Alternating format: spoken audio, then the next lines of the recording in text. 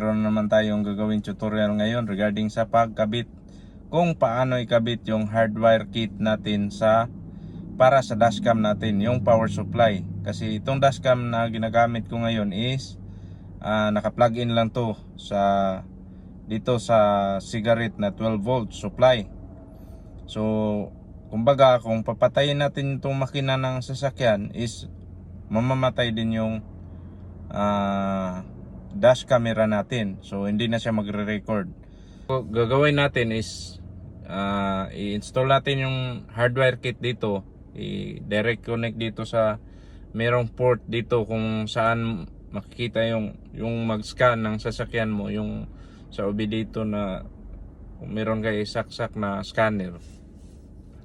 Doon din natin ipa-plug in yung hardware kit na nabili ko sa Amazon. So itong nabili ko na hardware kit is nasa $17 lang. Maganda dito sa hardware kit nito is kung may madetect na siya na below 11.6 volts na yung battery mo is kusa siyang magsa-shut off.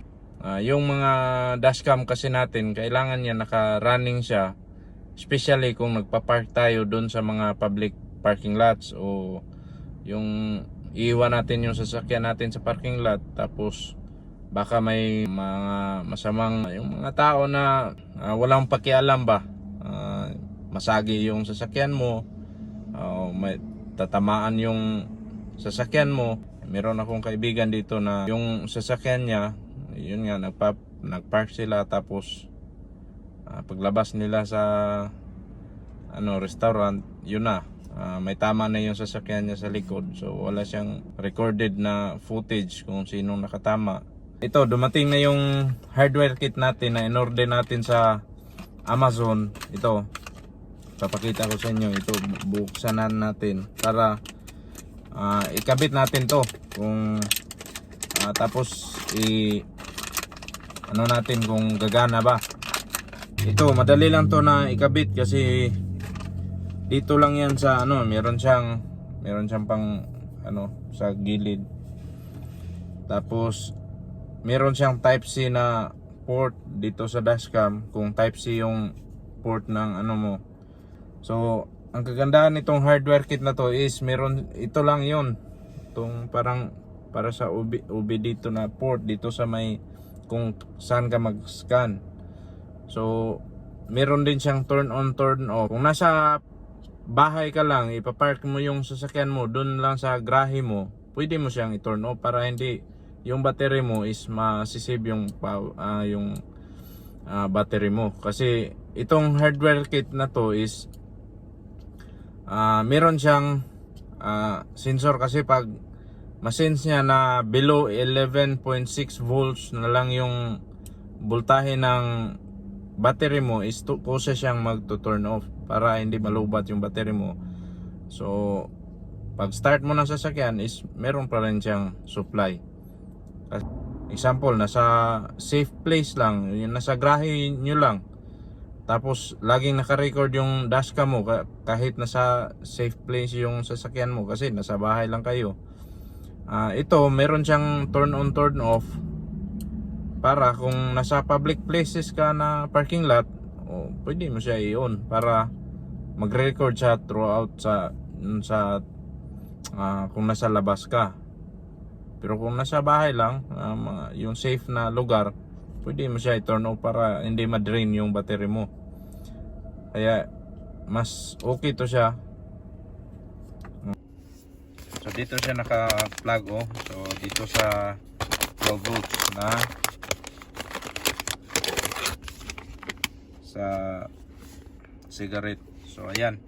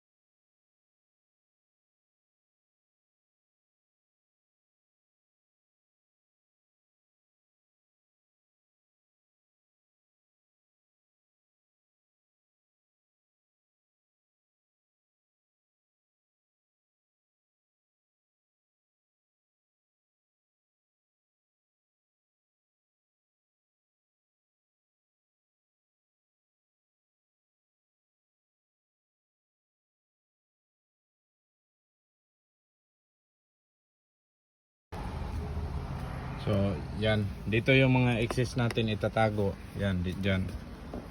Yung mga excess wire, insert lang natin dyan. Kasi, mahaba yung wire eh. Tapos, make sure na nabalik ng maayos tong rubber na to. Kasi ito yung magsisil para hindi magpasok yung tubig dito. Make sure na nabalik ng maayos. Ayan. So ayan, nakalagay na dito yung wire natin. Ganun lang kadali. So ipa-plug in na natin. So ito.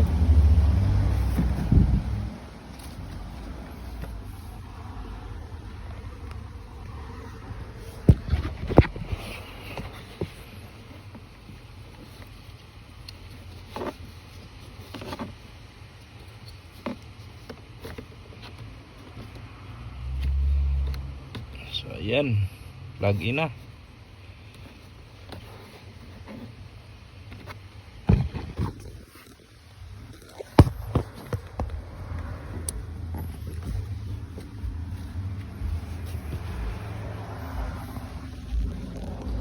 So naka-plug in na yan. Tingnan natin kung magpa-power ba siya.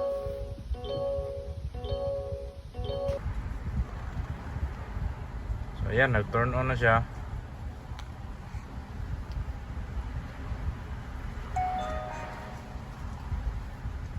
So ayan, meron ng power yung dashcam natin galing dito. Tapos ito yung saksakan niya. So ayan, plug in na yan.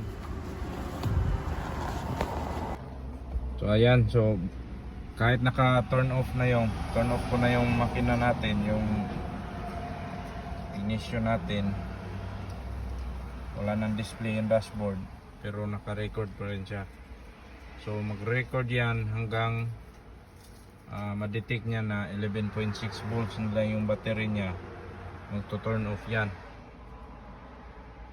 So matagal naman yan kasi kunting ano lang naman yung dashcam natin, so matagal yan.